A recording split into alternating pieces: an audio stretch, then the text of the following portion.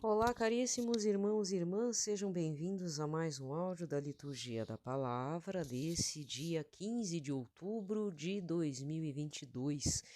Estamos encerrando a 28ª semana do Tempo Comum. Amanhã já entraremos no 29º domingo do Tempo Comum.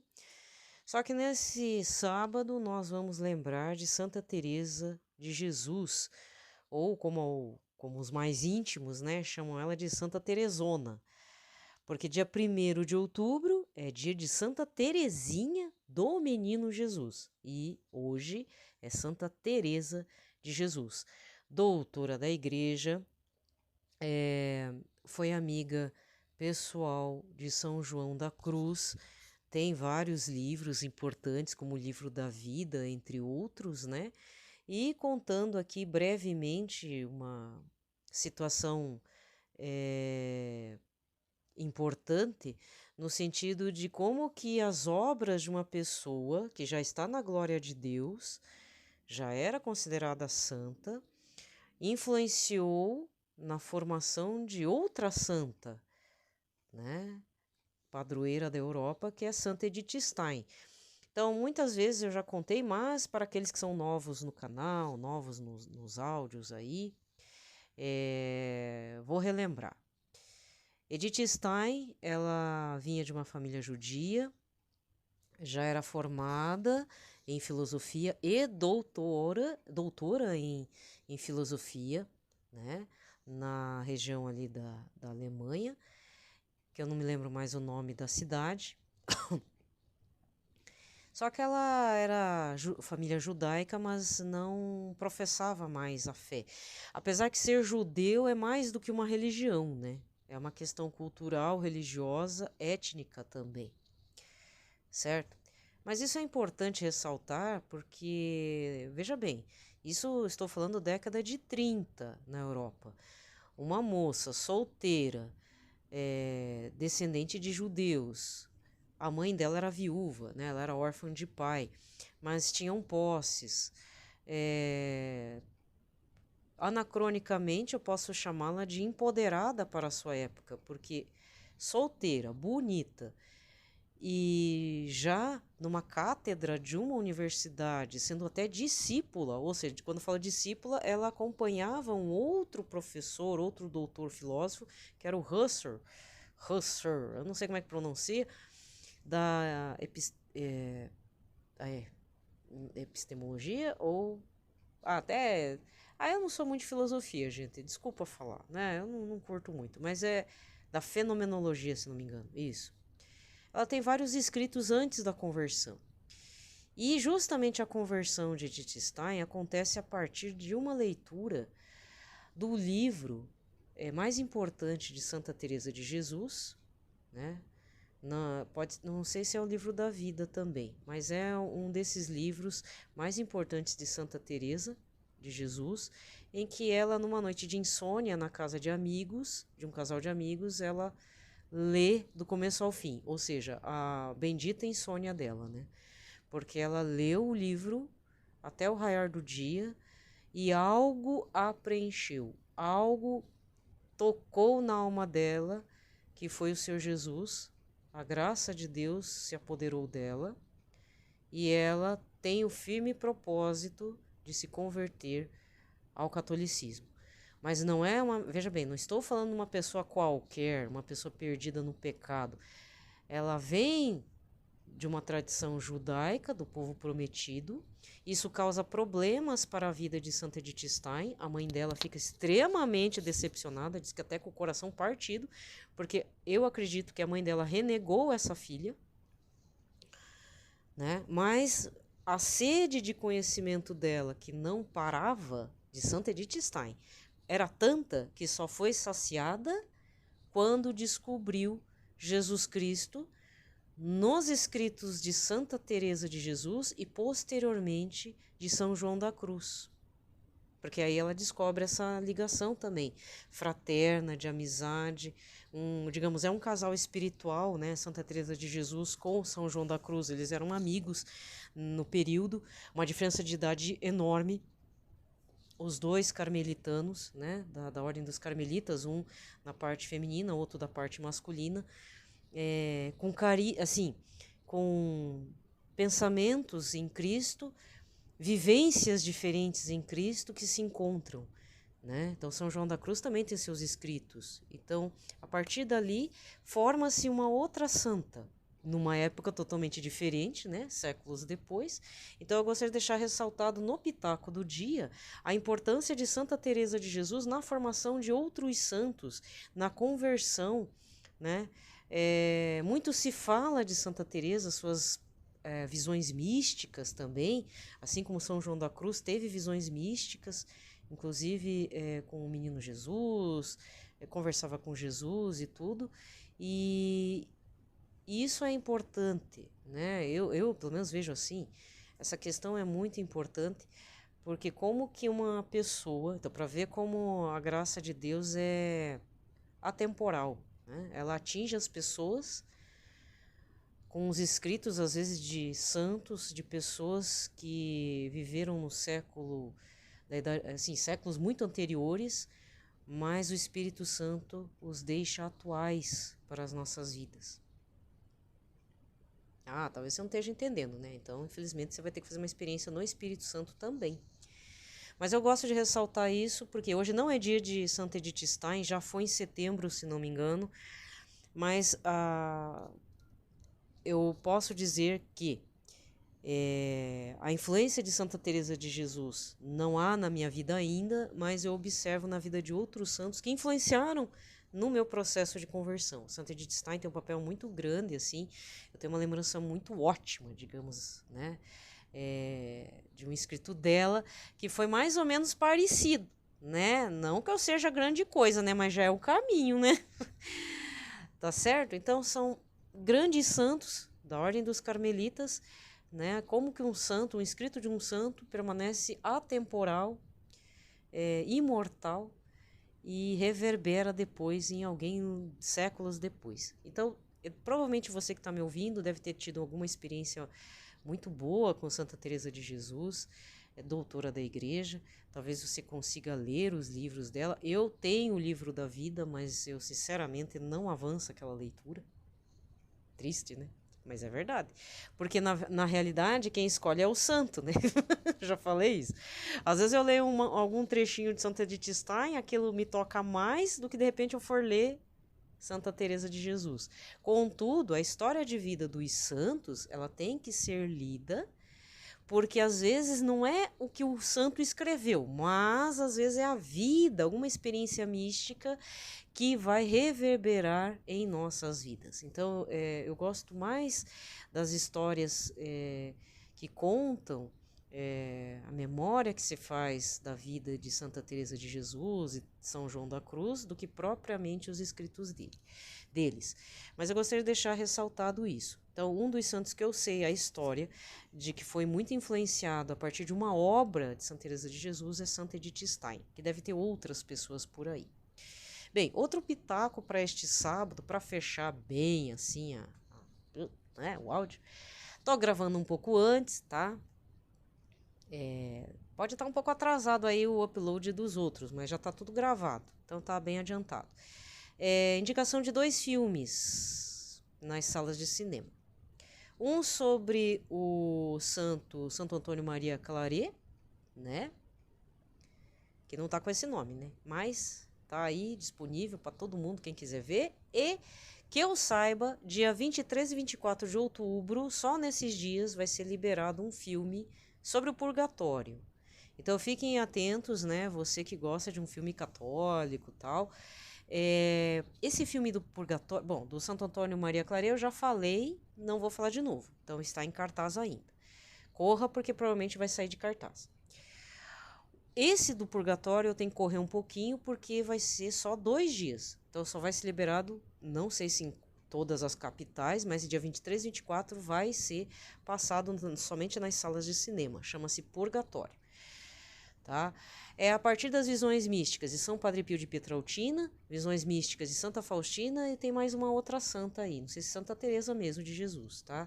Mas o que eu gravei foi de São Padre Pio e Santa Faustina, que falar bem na real já vale bastante, viu? Você que não tem nenhuma obra deles, assim. São Padre Pio tinha várias visões das almas do purgatório que pediam ajuda para ele, né? Então, além de fazer bilocação, as almas vinham pedir ajuda para São Padre Pio, certo? São Padre Pio tem alguns escritos dele, né? Eu estou caçando alguma coisa, mas a vida que ele levou é que é muito importante. Então, esses relatos, geralmente de São Padre Pio, eu acompanho num canal do YouTube, acho que tem também no Instagram, mas principalmente aqui no canal do YouTube, chamado Regina Fidei, tá? Do senhor Adair Gutierrez. Eu sempre confundo o nome dele com o Dom Adair José. Aí eu tenho que trocar, né? Em vez do A, é O. Então é Dom Odair Gutierrez, tá? Se não me engano, acho que é Gutierrez. Então ele fala bastante desses testemunhos, tem áudios longos, áudios não, vídeos longos e tudo. Ele também passa por uns perrengues, assim, tipo, eu gravo, some o áudio. Esses tempos eu fiquei abalada porque eu gravei 50 minutos de áudio e eu não observei que a minha bateria estava ruim aqui do celular, perdi todos os 50 minutos. Eu fiquei muito brava. Fiquei brava, mas depois, não, eu tenho que fazer de novo. E é assim a vida, gente. A gente perde tudo, mas não podemos dar palco para as coisas ruins, né? Nem tô colocando a culpa no capeta, mas a gente não pode deixar perder o gingado da vida, né? Tem que seguir adiante, tá? Com relação às visões do purgatório de Santa Faustina, é o Diário da Divina Misericórdia, que esse não tem como escapar, né? Mas se você quer saber mais detalhes assim sobre a vida lá na Glória de Deus, eu indico também Vida, Paixão e Glorificação do Cordeiro de Deus, da beata Ana Catarina Emmerich, que esse sim, olha, você não precisa nem acreditar, mas aqui a coisa é tão palpável que é no depósito da fé, né? Acredita quem quiser, mas como tem aprovação eclesiástica, todas essas obras, com exceção do Regina Fidei, né? Não é que não tem aprovação eclesiástica, eu acredito que ele está falando coisas baseadas em obras fidedignas, assim, a respeito de São Padre Pio, né? Mas o Diário de Santa Faustina, o livro da Ana Catarina Emmerich, eles têm aprovação eclesiástica pelo Vaticano, no tempo ainda de São João Paulo II, então acredita quem quiser. Por outro lado, são experiências válidas, né? Eu gosto bastante, porque cada obra me respondeu algumas perguntas, algumas dúvidas que eu tinha do sobrenatural de Deus nesse agir. Eu acredito que quem está me ouvindo, se é que tem alguém me ouvindo ainda, né? Mas eu acho que sim.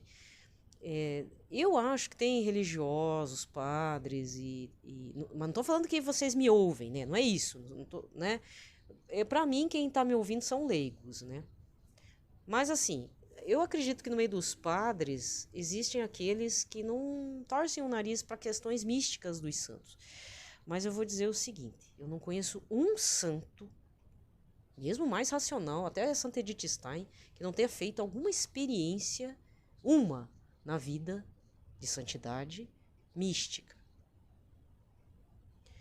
Alguns é toda hora, né? Você vê que toda hora, todo dia tem algum lado sobrenatural aí, muito assim, será, né?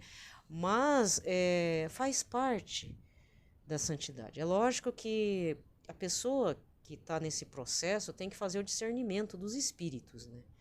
E hoje em dia, olha, é complicado, viu? Porque tem gente que diz que faz experiência mística, mas não está percebendo que não é um espírito de Deus ali, abençoado, o Espírito Santo fazendo uma experiência. Então tem que tomar muito cuidado. Mas as experiências mais antigas, acredito que tem seu valor, tá? Então por isso que eu faço a indicação desses livros. Eu super recomendo, é uma experiência muito frutuosa, não precisa ficar agarrado a isso, mas se você sente que deveria ter o Diário de Santa Faustina, tenha. Ele é super fácil de ler, até porque Santa Faustina era uma pessoa pouco instruída, sabia escrever, mas assim, dá para perceber que ela é pouco instruída justamente porque ela vai muito ali na lata, sabe, na reta, assim. O livro da Beata Ana Catarina Emmerich já é cheio de detalhes, mas é porque não é ela que escreve, ela dita para outras pessoas e aí a coisa flui, tá? Bom, eu vou encerrar o pitaco, senão eu vou ficar aqui falando e tomo o tempo de vocês. Então, vamos para a liturgia desse sábado, para fechar a 28ª semana do tempo comum. Daqui a um mês e meio, até menos, né? Já vai chegar o advento.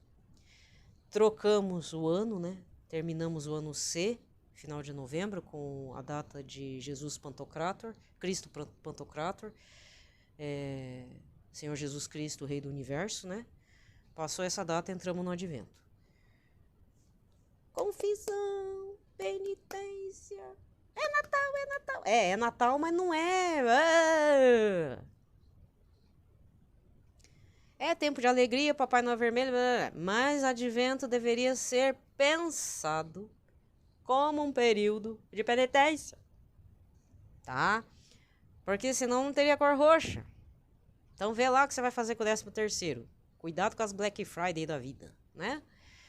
Beleza? Então, chega. Pelo sinal da Santa Cruz, livrai-nos Deus Nosso Senhor, todos os nossos inimigos. Em nome do Pai, do Filho e do Espírito Santo. Amém.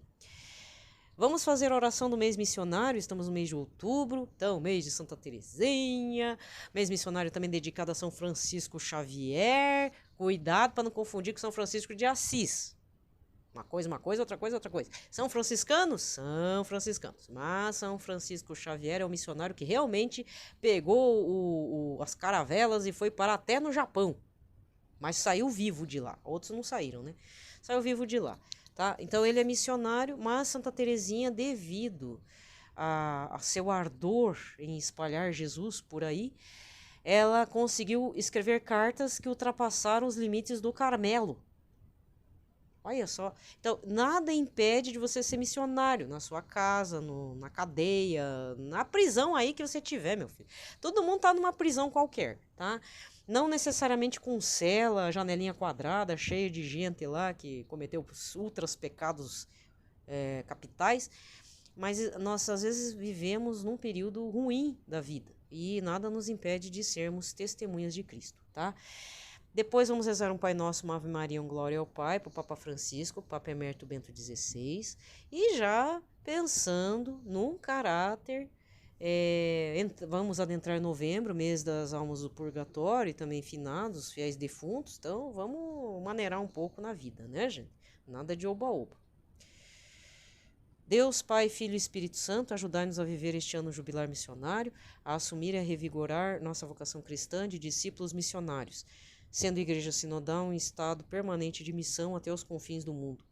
Pela força do Espírito Santo e a exemplo da bem-aventurada Paulina Jaricote, sejamos vossas testemunhas no anúncio, na oração, na ajuda material e na doação da própria vida, principalmente nos ambientes humanos, culturais, religiosos e geográficos, ainda alheios ao Evangelho. Maria, Rainha das Missões, rogai por nós. Pai nosso, que estais nos céus, santificado seja o vosso nome, venha a nós o vosso reino, seja feita a vossa vontade, assim na terra como no céu. O pão nosso de cada dia nos dai hoje, perdoai-nos as nossas ofensas, assim como nós perdoamos a quem nos tem ofendido, e não nos deixeis cair em tentação, mas livrai-nos de todo o mal. Amém. Ave Maria, cheia de graça, o Senhor é convosco, bendita sois vós entre as mulheres, bendito é o fruto do vosso ventre, Jesus. Santa Maria, Mãe de Deus, rogai por nós, pecadores, agora e na hora de nossa morte. Amém. Glória ao Pai, ao Filho e ao Espírito Santo, como era no princípio, agora e sempre. Amém. Então, a primeira leitura de hoje, Carta de São Paulo aos Efésios, capítulo 1, versículos de 15 a 23. E, irmãos, desde que soube da vossa fé no Senhor Jesus e do vosso amor para com todos os santos, não cesso de dar graças a vosso respeito quando me lembro de vós em minhas orações. Que o Deus de nosso Senhor Jesus Cristo, o Pai, a quem pertence a glória, vos dê um espírito de sabedoria, que vô-lo revele e faça verdadeiramente conhecer. Que ele abra o vosso coração à sua luz, para que saibais qual a esperança que o seu chamamento vos dá, qual a riqueza da glória que está na vossa herança com os santos, e que imenso poder ele exerceu em favor de nós que cremos, de acordo com a sua ação e força onipotente. Ele manifestou sua força em Cristo quando ressuscitou dos mortos e o fez sentar-se à sua direita nos céus, bem acima de toda autoridade, poder, potência, soberania ou qualquer título que se possa nomear, não somente neste mundo, mas ainda no mundo futuro. Sim, ele pôs tudo sob os seus pés e fez dele, que está acima de tudo, a cabeça da igreja, que é o seu corpo, a plenitude daquele que possui a plenitude universal. Palavra do Senhor. O responsório de hoje está no Salmo 8, refrão. Vós deste o domínio ao vosso Filho sobre tudo o que criastes. Ó Senhor nosso Deus, como é grande o vosso nome por todo o universo. Desdobrastes nos céus vossa glória com grandeza, esplendor, majestade. O perfeito louvor vos é dado pelos lábios dos mais pequeninos. Vós destes o domínio ao vosso Filho sobre tudo o que criastes. Contemplando estes céus que plasmastes e formastes com dedos de artista, vendo a lua e estrelas brilhantes, perguntamos: Senhor, que é o homem, para dele assim vos lembrardes e o tratardes com tanto carinho?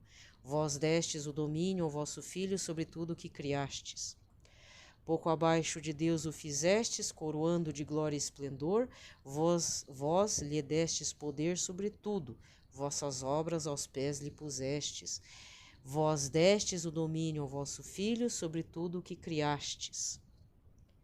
Evangelho de hoje, Lucas 12, versículos de 8 a 12. Aleluia, aleluia, aleluia. O Espírito Santo, a verdade de mim, irá testemunhar, e vós, minhas testemunhas, sereis em todo lugar. João 15, versículos 26b e 27a. Naquele tempo, disse Jesus aos seus discípulos: Todo aquele que der testemunho de mim diante dos homens, o Filho do Homem também dará testemunho dele diante dos anjos de Deus.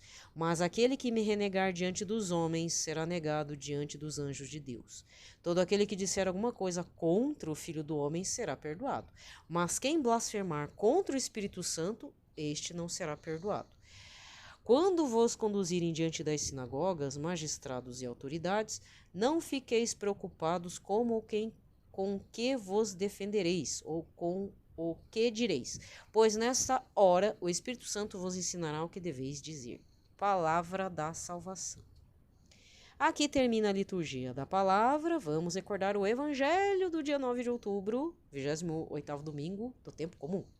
Foi Lucas 17, versículos de 11 a 19, a cura dos 10 leprosos, mas um se salva, que é justamente o samaritano que volta para agradecer, louvar e adorar a Jesus. Então, vamos lá, o evangelho, então, a reflexão do evangelho de hoje, dia 15 de outubro. O que Jesus diz? Todo aquele que der testemunho de mim diante dos homens, o Filho do Homem, que é Jesus, também dará testemunho dele diante dos anjos de Deus. Então, o samaritano, por ter declarado Jesus,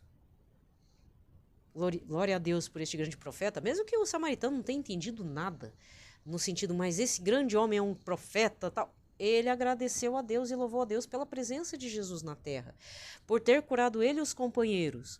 Tá, que seja egoísta, que curou ele. Porque antes de ir para o sacerdote, ele viu que estava curado, o que ele fez? Voltou correndo. Em outras passagens do Evangelho, que esse do domingo foi de Lucas, mas se você olhar lá nos outros, porque assim, geralmente quem tem a Bíblia da Ave Maria tem a referência de onde que você vai encontrar aquela mesma leitura, nos outros evangelhos. E no outro evangelho vai dizer que ele se joga no chão, coloca o rosto sobre a terra e toca nos pés de Jesus, o samaritano curado. Né? Então, muito provavelmente, o que aconteceu com o samaritano?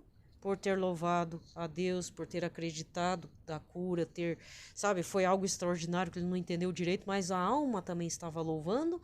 Ele foi anunciado, foi dado testemunha dele diante dos pés do Todo-Poderoso.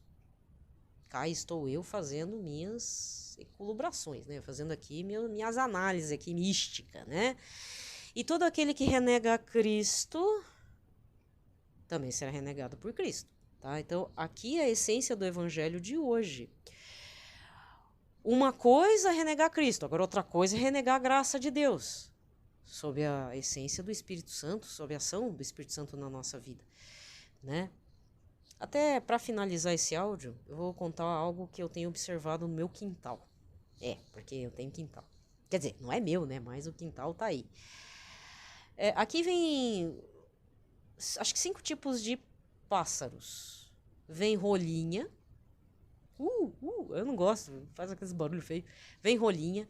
Vem sabiá do peito laranja, então o sabiá laranjeira que a gente chama. João de Barro, que é aquele que é o construtor da casa de barro, né? Joãozinho. Vem bem-te-vi.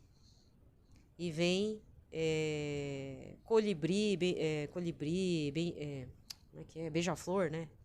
Beija-flor e ainda alguns tipos, são 2 ou 3 tipos de beija-flor colibri. E eu já vi briga de pássaro aqui em casa.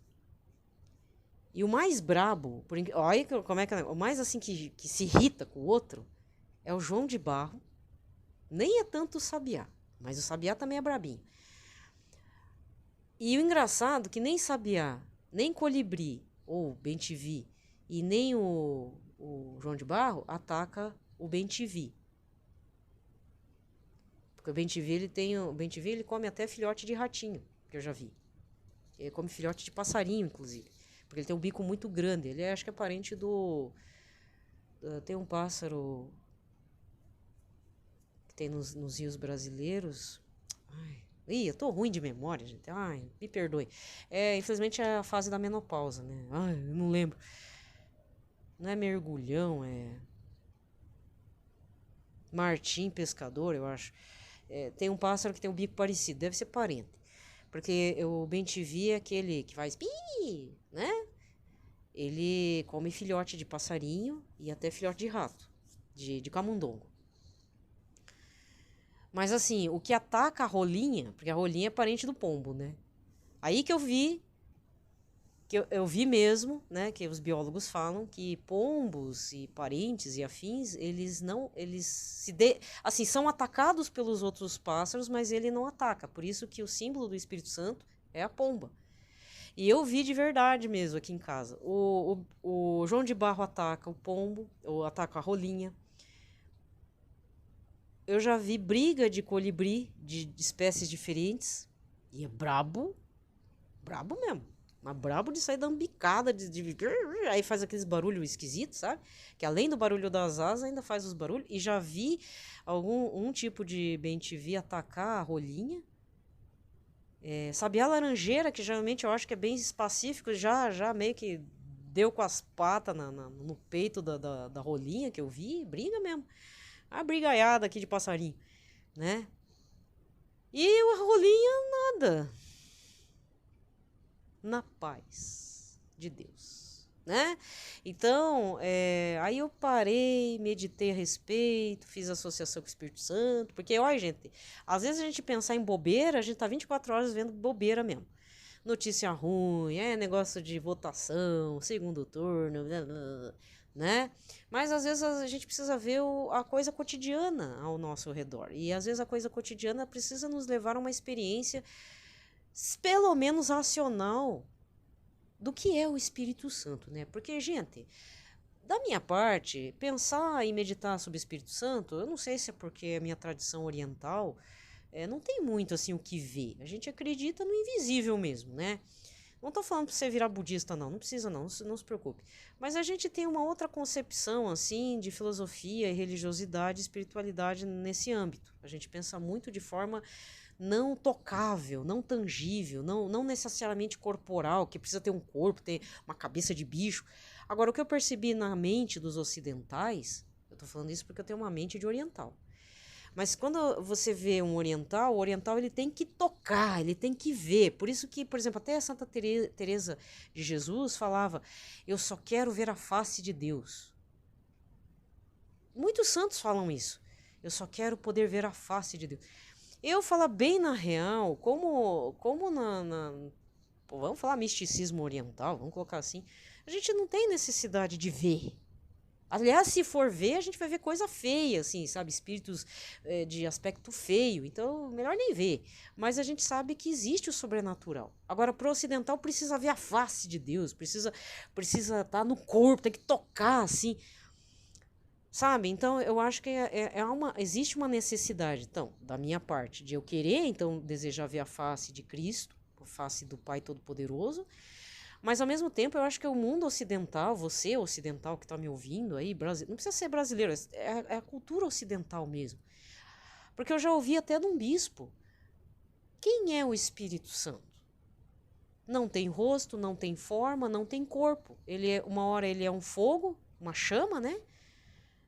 Que acende, uma hora é um sopro. Lá, quando é chama, é lá no cenáculo, na efusão do Espírito Santo, né? Em Pentecostes, católico, cristão. Aí você vai ler Profeta Elias, ele vem numa brisa suave, um vento suave, um sopro suave. Outra hora desce como se fosse uma pomba sobre o Senhor Jesus Cristo quando ele é batizado por São João Batista. Então o Espírito Santo ele pode tomar a forma que quiser. Vocês nunca pararam para pensar assim? O Espírito Santo, o que você já ouviu? Sopra onde quer, busca quem quiser, ele vai onde quer e ele se transforma no que ele quer também. Logicamente pode ser uma pomba da paz, pode ser um fogo abrasador, pode ser uma brisa suave. E aí você vai ver tudo isso ao mesmo tempo. É muito louco mesmo para quem não faz a experiência, né? Quem não teve uma experiência da efusão do Espírito Santo. Porque às vezes você já fez a experiência do Espírito Santo, mas você não vai acreditar que já fez. Para encerrar esse áudio muito doido, eu vou dizer o seguinte: você que tá descrente, não acredita nas visões místicas de Santa Faustina, Santa Teresa de Jesus e papapá, e ao mesmo tempo, como é esse negócio da efusão do Espírito Santo, eu digo o seguinte: pergunte pro seu anjo da guarda o seu Espírito Santo, não, pro Espírito Santo Sagrado, se você já fez uma experiência. Geralmente já foi no crisma. Ou no dia do crisma, ou no dia da sua consagração, seja na comunidade, aí, que nem Canção Nova, Pantocrator, etc., ou como religioso ou religiosa, ou quando foi no crisma, momentos antes, sabe aquele retiro? Não sei se vocês fazem ainda, mas o retiro, né, que é 2 meses antes, o preparatório para o crisma. Pelo menos eu fiz, né? Foi lá que eu tive uma experiência real imediata com o Espírito Santo. Depois porque assim, eu pensei, será? E aí eu perguntei de novo, né, pro Espírito Santo. Com o tempo ele foi respondendo que foi ali mesmo. Existe outras oportunidades de efusão no Espírito Santo? Existe. Mas ali ele já fez morada em mim. E a besta quadrada foi se perder na vida, né? Perdão, Espírito Santo, perdão. Então, assim, tô aqui, né, gente? Quem me conhece aqui no próprio canal, dos áudios anteriores que estão bloqueados, você já sabe como é que foi. Quem não sabe vai ficar sem saber, porque às vezes eu vou ficar falando de novo, não vou ficar repetindo. Mas eu digo o seguinte: chegou até aqui nesse canal, ou qualquer outro canal, sei lá como é que também chegou esse áudio pra você. Mas, olha, pergunta aí pro seu anjo da guarda, faz a experiência que São Padre Pio fazia com o anjo da guarda, vê se não faz besteira com o anjo da guarda, tá? Não deve fazer besteiragem aí, faz coisa certa. Pede pro Espírito Santo te revelar e fica paciente, porque um dia o Espírito Santo te revela e vai vir que nem uma pedrada no teu olho. Vai ser aquela pedrada de Davi em Golias, assim, aí você acorda pra vida, né? Pra vida no espírito. Então, às vezes, a questão não é só falar em línguas, não é você ser pregador, sei o quê. Às vezes é aquela coisa simples. Leitura da palavra, participa da comunidade de forma mínima, mas participa, faz o que tem que fazer, pratica caridade, como dizia lá no livro de Tobias, né? Faz as coisas que a igreja pede na tradição, para de mimimi, para de falar mal do Papa, já é um bom começo, reze pelo Papa. Mas eu não gosto do Papa Francisco. Então vai lá e reza. Criatura, vai lá rezar. Ou você acha que também eu não curto um outro presbítero? Então, mas o que eu faço? Eu rezo. Né? O Papa Francisco não falou na catequese, que numa dessas quarta-feiras aí, que é quase pecado ficar murmurando aí, reclamando da vida? Praticamente é um pecado mesmo. Aliás, é uma falta de agradecimento, né? A gente tá que nem os 9 leprosos curados. Tá curado, a gente estamos indo lá pro sacerdote lá receber o aval e tal, e nós reclamando da vida ainda e tchau Jesus, né? Damos as costas total. Beleza? Então, encerro por aqui. Gente, tudo de bom, um ótimo sábado para vocês e vamos que vamos, né? Paz e